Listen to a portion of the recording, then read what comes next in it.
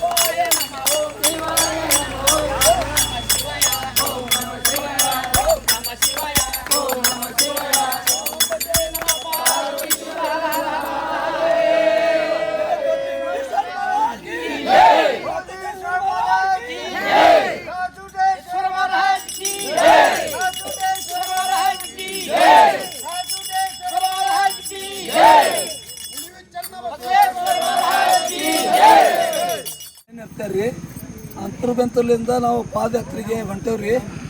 ನಾವು ಇವತ್ತು ಎಂಟಿದ್ರೆ ಆತ್ರಿ ಅಜ್ಜಾರ ಅನುಷ್ಠಾನ ಮಾಡಾಕಂತಿದ್ರಲ್ರಿ, ಅದು ಭಾಳ ಆನಂದ ಆಗೈತ್ರಿ ನಮ್ಗೆ. ಅವ್ರ ಅನುಷ್ಠಾನ ಮುಗಿದಿನ ಮಳೆ ಆಗೈತಿ, ಅವ್ರ ಪಾದಯಾತ್ರೆ ಮಾಡಕ್ಕೆ ಹೊಂಟಿದಿನೂ ಮಳೆ ಆಗೈತಿ. ಅವರು ನಡೆದಾಡೋ ದೇವ್ರ ರೀ, ಅವರು ನಿಜವಾಗ್ಲೂ ನಡೆದಾಡೋ ದೇವರು. ಅಂಥ ದೇವ್ರು ಸಿಗೋದು ಕಷ್ಟ ಐತಿ.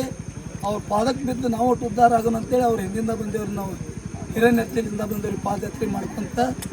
ನಾವು ಭಾಳ ಮಾತಾಡಕ್ಕೆ ಬರೋದಿಲ್ರಿ, ಎಡ ಮಾತಾಡಿ ನಾವು ಮುಗಿಸ್ತೇವ್ರಿ. ನಾವು ಅಂತೂರು ಬೆಂತವ್ರು ರೀ. ಅಜ್ಜಾರು ನಮ್ಮ ಊರವ್ರಿ. ಅವರು 33 ದಿನ ಮೌನ ಇದ್ರಿ. ಆಮೇಲೆ 33 ದಿನ ಅನುಷ್ಠಾನಕ್ಕೆ ಕೂತಿದ್ರಿ ಅವರು. ಆಮೇಲೆ ಅವರು ಒಂದು 775 ಲಿಂಗು ಪ್ರತಿಷ್ಠಾಪನೆ ಆಗಿತ್ತು. ಅವರು ನಮ್ಮೂರಿಗೆ ಒಂದು ದೇವರಾಗೇನ ಬಂದಾರೆ. ಅವರು 5 ತಾಸು ಕುಂತಾರ್ರಿ. ಅವಾಗ ಅಂದನೇ ಓಂ ನಮ ಶಿವ, ಹಗಲಿ ರಾತ್ರಿ ಕೂಡ ಓಂ ನಮ ಶಿವ ರೀ. ಆಮೇಲೆ ಬಸವ ಪುರಾಣ ಹಚ್ಚಿದ್ರು. ಹಚ್ಚಿಂದ ಅವಾಗ ರಾತ್ರಿ ಎಲ್ಲ ಭಜನೆ ಇಲ್ರಿ, ಹಗಲೆಲ್ಲ ಊಟದ ವ್ಯವಸ್ಥೆ, ದಾಸೋಗ ರೀ. ಅದು ಏನು 2 ತಿಂಗಳು ಐತಲ್ರಿ. ನಮ್ಮ ಮನೆ ಊರಾಗೆಲ್ಲ ಯಾರು ಮನ್ಯಾಗ ಇಲ್ರಿ, ಎಲ್ಲ ಅಲ್ಲೇ ಭಜನೆ ಮಾಡ್ಕೊತ, ಅಡುಗೆ ಮಾಡ್ಕೊತ, ದಾಸೋಗ ಮಾಡ್ಕೊತ ಬಂದು ಜನರಿಗೆಲ್ಲರಿಗಿನ ಸುತ್ತಲ ಹಳ್ಳಿ ಬಂದಿನೂ ಬಂದಿದ್ದು ಮಾಡಿ ಸರ ಅಜ್ಜಾರ ಪಾದಯಾತ್ರೆ ಮಾಡ್ಕೊಂತ ಅಂತರ್ಬೆಂತರಿಂತ್ರ ಬರಾವಂತಿದ್ರು ಅಜ್ಜಾರ ರೀ. ಇಲ್ಲಿ ಗದಗಿನ ರೋಡ್ನಾಗ ಸಿಕ್ಕ್ರಿ ಅಜ್ಜಾರ. ಗದಗಿನ ರೋಡ್ನಾಗ ಸಿಕ್ಕಿದ್ರಿ ಅವ್ರದ್ದು ಆಶೀರ್ವಾದ ತೊಗೊಂಡ್ರಿ. ಬಸವಣ್ಣನ ಇದ್ರಾಗ ಇದ್ರಿ ಇವರು, ಅಲ್ಲಿ ಆಶೀರ್ವಾದ ತೊಗೊಂಡ್ರಿ.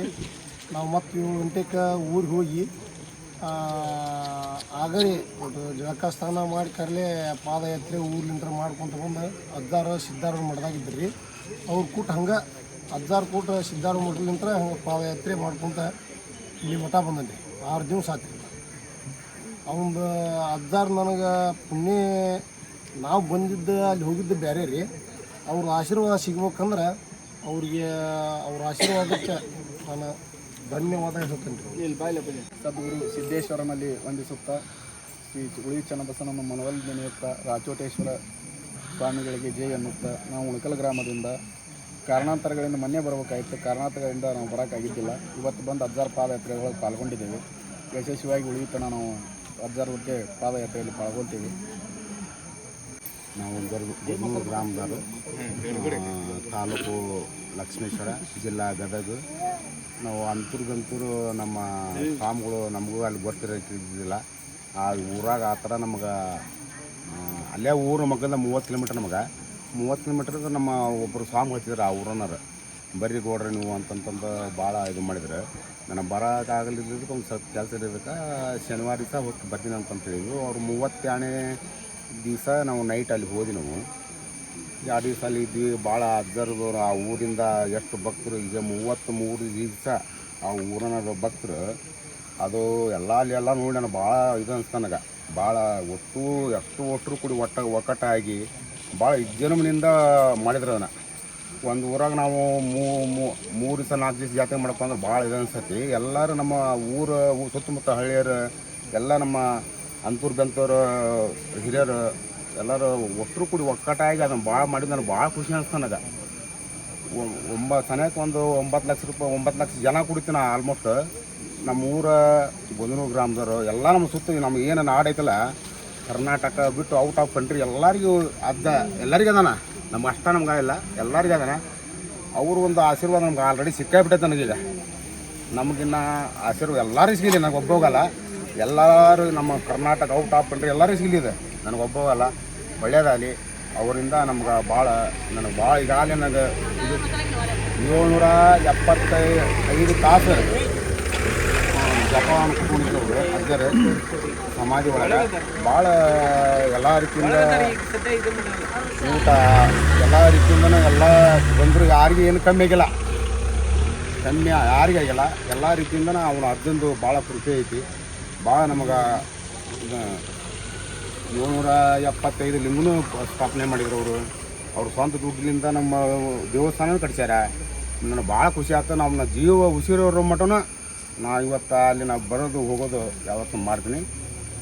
ಎಲ್ಲ ಸಮಾಜರಿಗೆ ನಮ್ಮ ವಂದನೆಗಳು. ನಾವು ರೋಣ ತಾಲೂಕು ನಿಡಗುಂದಿ ಕೊಪ್ಪದಾರ್ರಿ. ಅಜ್ಜಂದು 28 ದಿನದಲ್ಲೇ ಪಾದಯಾತ್ರೆ ಅಂತೂರು ಬೆಂತೂರಿಲಿಂದ ಪಾದಯಾತ್ರೆ ಬಂದಿರ್ತೀವಿ ರೀ. ಅಜ್ಜನ ಆಶೀರ್ವಾದಲಿದ್ದ ಎಲ್ಲರಿಗೂ ಯಾವ ಕೊರತೆ ಇಲ್ಲ, ಏನಿಲ್ಲ. ಎಲ್ಲರಿಗೂ ಒಳ್ಳೇದಾಗೈತೆ ರೀ, ಯಾರಿಗೂ ಏನು ತೊಂದರೆ ಇಲ್ಲ. ಪಾದಯಾತ್ರೆ ಮಾಡ್ಕೊಂತ ಎಲ್ಲರೂ ಖುಷಿಲಿ ಭಾಳ ಅಜ್ಜಂದು ಕೇಳಿ ಭಾಳ ಸಂತೋಷ ಆಗೈತೆ ರೀ ಎಲ್ಲರಿಗೂ.